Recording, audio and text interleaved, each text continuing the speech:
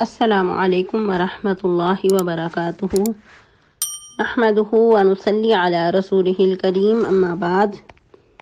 امید کرتے ہیں آپ تمام سسٹرز عافیت سے ہوں گی اور ایمان کی بہترین حالت میں ہوں گی۔ اللہ رب العزت سے دعا ہے آپ کی طرف ہر بننے والا شر خیر مدد آمین۔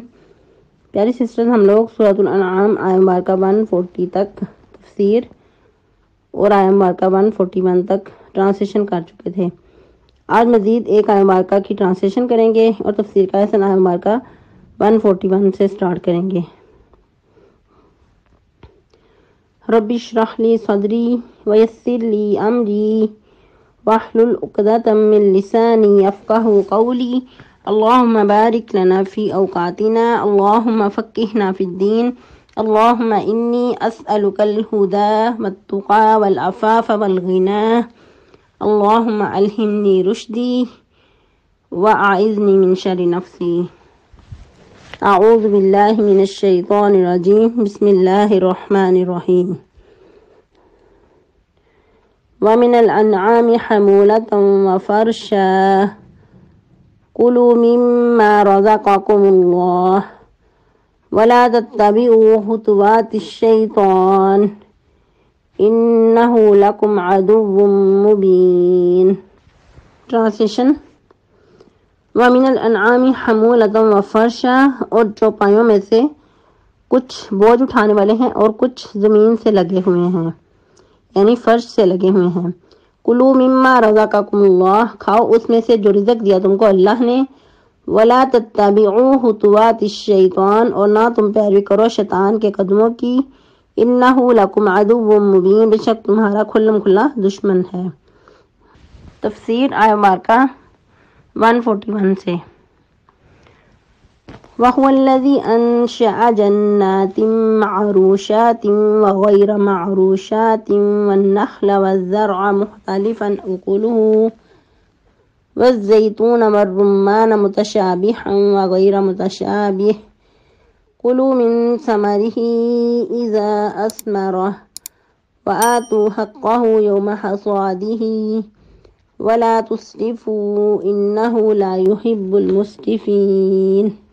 اللہ سبحانہ و تعالی مشرکین مکہ کی خود ساختہ جو بدعمالیاں تھیں، ان کی خود ساختہ روایات تھیں، من گڑت جو ان کے فتوے تھے، جو من گڑت ان کے اللہ کی طرف ایسی باتیں منسوب کرنا کہ جس کا اللہ سبحانہ و تعالی نے حکم نہیں دیا، ان کو بیان کرنے کے بعد اب مزید اس بات کی آگاہی کر رہے ہیں کہ جو جانور، مویشی اور باغات جو آپ لوگ اتنے بلند و بالا بیلیں دیکھتے ہیں اور کھیتیاں خوبصورت رنگا رنگ پھول پھل اور مزے سے کھاتے ہو پیتے ہو اور پھر ناشکری کرتے ہو، یہ سب کچھ بنانے والا تو اللہ کی ذات ہے۔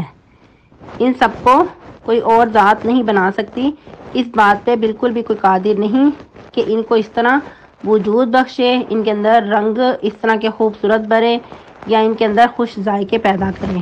ایک ہی تو ذات ہے جو سب کچھ کرنے پہ قادر ہے، تو پھر اس ذات کو چھوڑ کر اور جو اس کے بنائے ہوئے جو تم نے اس کی طرف منسوب کیے ہیں شرکا، ان کی طرف کیوں جاتے ہو؟ جو اس کی ہی بنائی ہوئی مخلوقات ہیں ان کو اس کے ساتھ کیوں شریک ٹھہراتے ہو؟ بہت ہی خوبصورت انداز میں اللہ سبحانہ و تعالیٰ نے بات کی، اور اس کے اندر ایک طرح سے ڈانٹ بھی ہے اور سمجھانے کا انداز بھی ہے۔ یوں کہہ لیں کہ جو مشرکین ہیں ان کے لیے ڈانٹ ہے، اور جو باقی لوگ ہیں ان کے لیے اس کے اندر غور و فکر ہے، توجہ دلائی گئی کہ طرح طرح کے جو باغات ہیں، جو رنگا رنگ کے پھول پھل ہیں، ان کو دیکھو، ان کے خوش ذائقوں سے لطف اندوز ہو اور اس کا شکر بجا لاؤ۔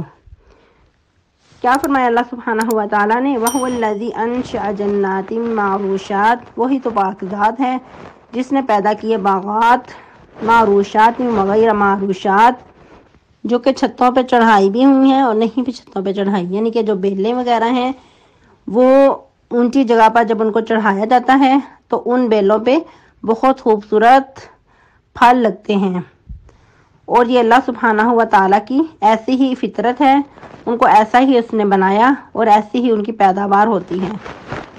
اس کے برعکس اگر بیلوں کو اوپر نہ چڑھایا جائے تو اس بیل پہ یا تو پھل اچھے طریقے سے نہیں لگتا، یا پھر اگر لگتا بھی ہے تو زمین میں ہی وہ خلط ملط ہو جاتا ہے، اور وہ ایسا جو پھل ہے، جو ایسے میوہ جات ہیں، وہ بیکار ہو کر رہ جاتے ہیں، کسی کام کے نہیں رہتے۔ اور دوسرا اس میں یہ بھی سبق سکھایا جا رہا ہے کہ جس چیز کو جس کام کے لیے بنایا ہے، جس چیز کے لیے پیدا کیا ہے، وہ وہی کر رہا ہے۔ کوئی بھی چیز اپنے سرکٹ سے آگے پیچھے نہیں ہو رہی، ہر کوئی اپنے اپنے دائرے میں رہ کر کام کر رہا ہے۔ تو اے انسان جس کو اشرف المخلوق بنایا ہے، کیا تو اپنے دائرے سے تجاوز کرے گا اور رب تعالیٰ کے ساتھ اوروں کو شریک بنائے گا؟ اگر کچھ سبق حاصل کرنا ہے تو ان باغات سے، ان بیل بوٹوں سے، ان بیلوں سے ہی سیکھ لو۔ اور بھی مزید کھجوریں پیدا کی، کھجوروں کی بھی بے شمار قسمیں ہیں جو کہ دکھنے میں بھی بہت خوبصورت اور ذائقے میں بھی بہت مزے کی۔ اور کچھ ایسی کھجوریں ہیں جو بہت سخت ہوتی ہیں، اور کچھ ایسی کھجوریں جو نرم ہوتی ہیں، کچھ کے کلر بہت پیارے ہوتے ہیں، کچھ سیاہ کھجوریں ہوتی ہیں، کلر میں بھی یہ مختلف ہوتی ہیں۔ تو ایسے ہی انسان بھی مختلف مزاج اور مختلف شکل و صورت کے ہوتے ہیں۔ کچھ کے مزاج میں بہت مٹھاس ہوتی ہے، نرمی ہوتی ہے، لیکن ہر انسان دوسرے کے ساتھ چل رہا ہے، اور رب تعالیٰ کا یہی منشا ہے کہ ایک دوسرے کے ساتھ رہ کر ٹکرانا نہیں، بلکہ ہر کوئی اپنے اپنے کام میں لگا رہے، ہر کوئی اپنی ذمہ داری کو پہچانے اور اس کے مطابق عمل کرتا جائے۔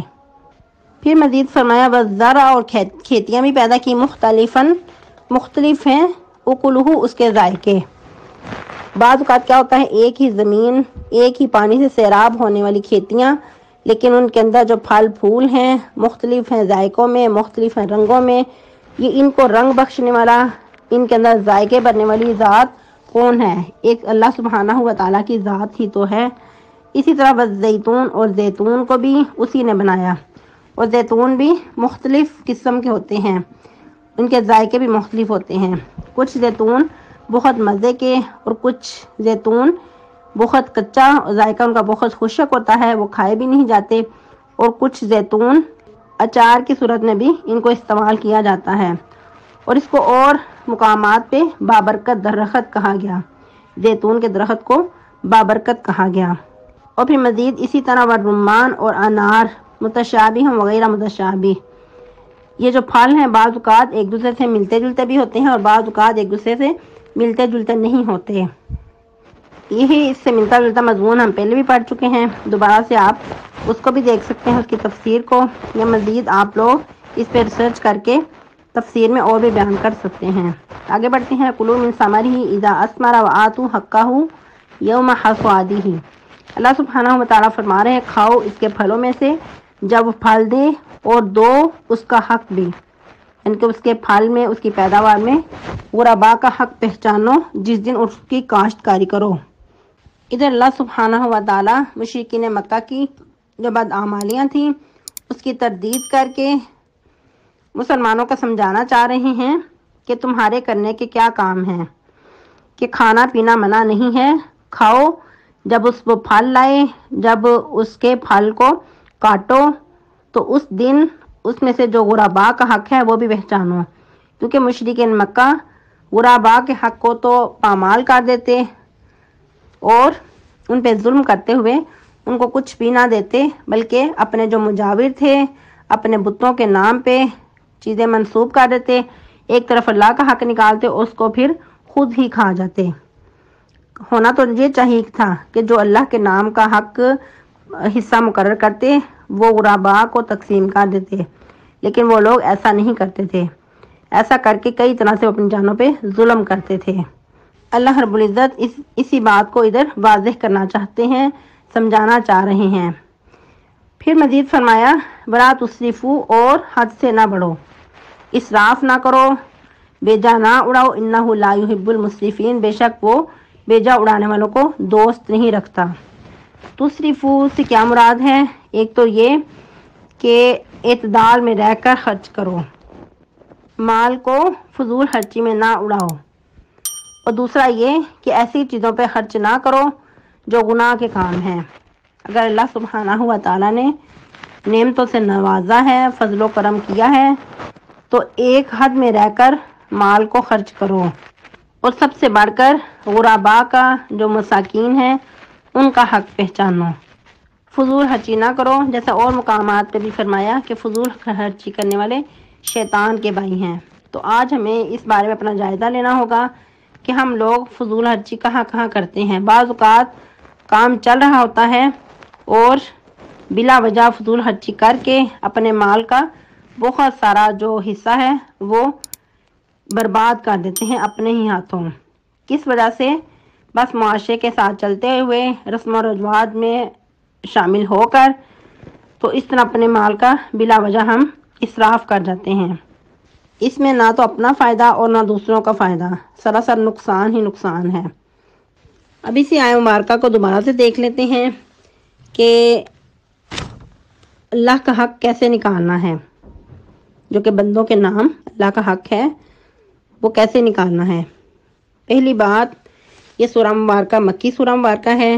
اس وقت زکوٰۃ کے جو حصے تھے یا زکوٰۃ کے جو مصارف تھے وہ تو مقرر نہیں ہوئے تھے۔ یہ سارے احکام و مسائل زکوٰۃ کے بارے میں مدینہ میں نازل ہوئے تھے۔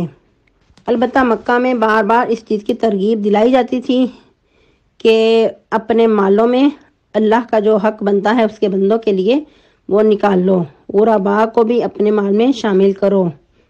اور یوں حکم دیا گیا تھا مکی دور میں کہ جب بھی فصل کاٹو یا کوئی پھل فصل دے تو اس وقت اس میں سے غرباء کا حصہ نکال لو، یا جیسا کہ جانور ہیں، جیسا کہ اونٹ وغیرہ ہوا کرتے تھے، ان کو بھی پانی پلایا کرتے تھے، بہت دنوں کے لیے وہ ذخیرہ کر لیتے تھے پانی اپنے اندر، تو اس وقت وہ جانوروں کا دودھ بھی دویا کرتے تھے۔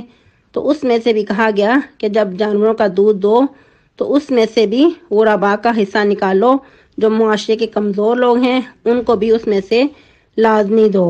تو اس طرح موٹیویٹ بار بار کیا جاتا تھا، لیکن باقاعدہ اس کے بارے میں کوئی نصاب مقرر نہیں کیا گیا تھا جو فرض زکوٰۃ ہے۔ ایک اور بات کہ زکوٰۃ کا جو ورڈ ہے وہ بصیری معنی پہ استعمال ہوتا ہے۔ آج کے لیے اتنے کافی ہے۔ بقیہ کو جو نصاب ہے آپ کے علم کے لیے وضاحت سے بیان کیا جائے گا، تو آپ لوگوں نے جتنا لیسن آپ کو دیا گیا ہے اتنا اچھے سے یاد کرنا ہے اور سنانا بھی ہے۔ سبحانک اللہم ربنا و بحمدک نشہد ان لا الہ الا انت نستغفرک و نتوب الیک۔ والسلام علیکم ورحمۃ اللہ وبرکاتہ۔